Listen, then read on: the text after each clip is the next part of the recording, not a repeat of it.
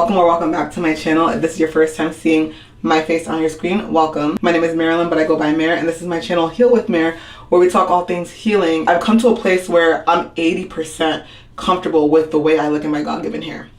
I'm still working on rocking that shrunken fro baby, like with my natural coils. There's a wash and go, and like, because that's gonna save me a lot of time. I'm trying to be like Evie or Sweetie. That's my girl. I'm trying to get on that Evie or Sweetie level. I'm still not there yet, and I'm okay. I'm okay not being there yet, because I know I will get there in time, and I'm being honest with myself and gentle with myself, and that's why I've gotten this far with my journey. The ultimate goal for me has been to radically accept my God-given hair.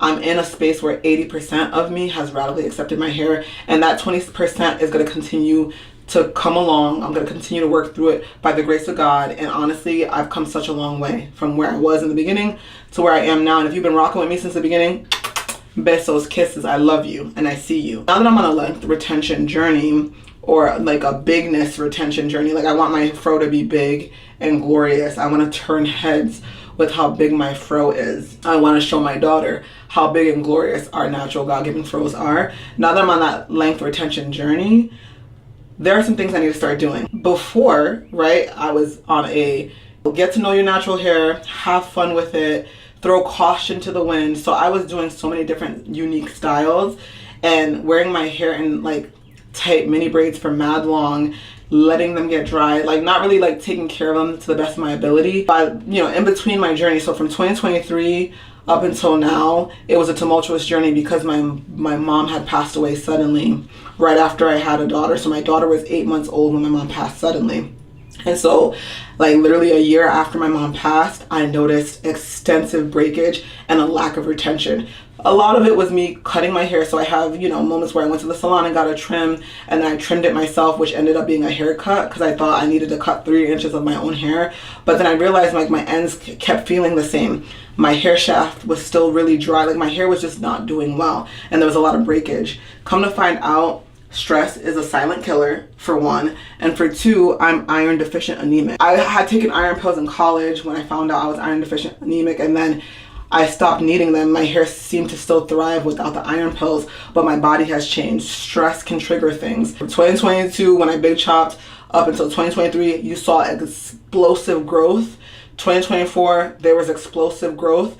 And then, 2025, the stress caught up with me and my hair literally did not retain an inch in 2025. So here I am now in 2026 starting this length retention journey. And if you're doing a length retention journey as well, leave it in the comment section. We can do it together, girl.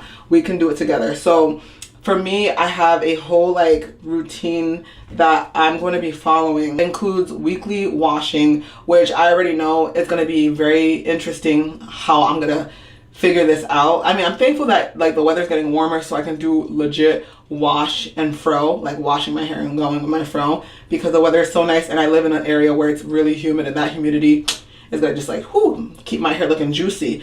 But yeah, I'm gonna wash my hair weekly, and I'm gonna be drinking a lot of water. One big thing for me too is wearing my hair loosely.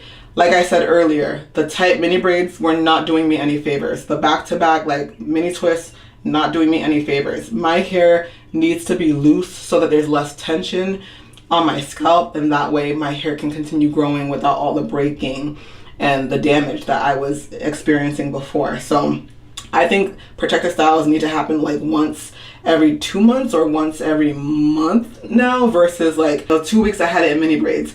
Then I took it out and then put it right back into mini braids for 2 more weeks. And then sometimes I kept it in for 4 weeks, and it was just back to back protective styles, but on my God-given hair, which is still problematic when there's a lot of tension and you're not moisturizing it consistently. That's a problem, right?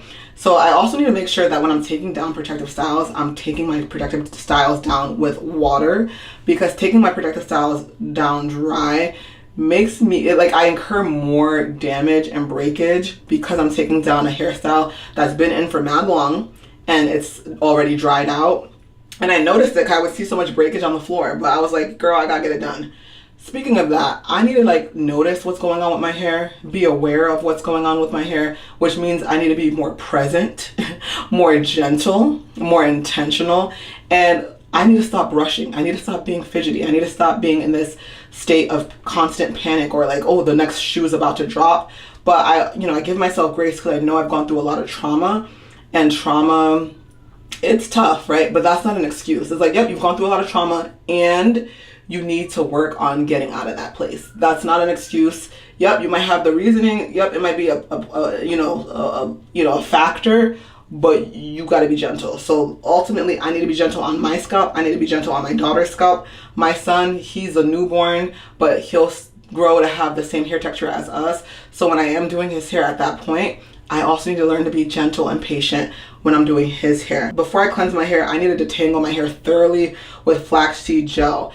I've noticed that when I use flaxseed gel to detangle, especially when my hair is really tangly, my wash day, baby, is so smooth. So I gotta keep doing that. I've also noticed that using like the Royal Oils line, like the shampoo and conditioner, helps my hair a lot, as well as doing my clay washes. Like doing clay washes when I can, maybe once a month, is helpful. So I'll continue to incorporate that. If you want to know more about like this journey that I'm on, I'll be updating my members, so you could definitely become a member. It's affordable. I think it's less than $5 to become a member. Yeah, it's less than like $5 to become a member on my channel. So if you want to support your girl and see more of me and be on this journey with me, join my memberships, and we'll talk about that. But yeah, like cleansing my hair will be important. Using the clay washes for deep detoxifying cleanses is going to be useful as well. And then I need to start deep conditioning my hair with steam at least once a month. I'm learning that I don't need to deep condition my hair every wash day. As a mom of 2 kids, that can be time consuming. So I'm trying to make this realistic for me. So doing it once a month is just enough. And I have the conditioners that I use that I love right now. Again, I'll share that on my memberships. Listen, we're not sharing everything over here. And then like moisture. Moisture is key. Like, so I have moisturizers that I've been using consistently that I know work. If it ain't broke, don't fix it. So I'm gonna make sure that after my wash, after I do my wash and my condition, making sure I seal with a good moisturizer and oil. That's going to seal the deal and keep my hair moisturized for a couple of days, and then I can re-moisturize in between, especially because I'll be wearing like big hair like this, and I've been moisturizing this style like every other night with my moisturizer that I'm naming, and it's been helping. I can see that, like, yes, my hair is shrinking and getting bigger, but I actually like the way this looks. So that's where I'm at. I'm really excited to see where I'll be by the end of this year, and then where I'll be, God willing, by the end of next year. But even if I'm still at this length, you know what I mean, that I'm content with my God-given hair. I still feel like I can show up as myself. I still go to all the events with my God-given hair. I still do everything with my God-given hair because I know I need to be an example not only to myself, but to my daughter and to my son and other little black and brown kiddos who have a similar texture to me, who are looking at me and looking around at the world and seeing like what's really going on. Everybody's hiding under a wig, you know, like we got to be ourselves. We have to be ourselves. So yeah, I love you. God bless you. Thank you if you got to the end of this video, and I will see you next time. Bye, y'all.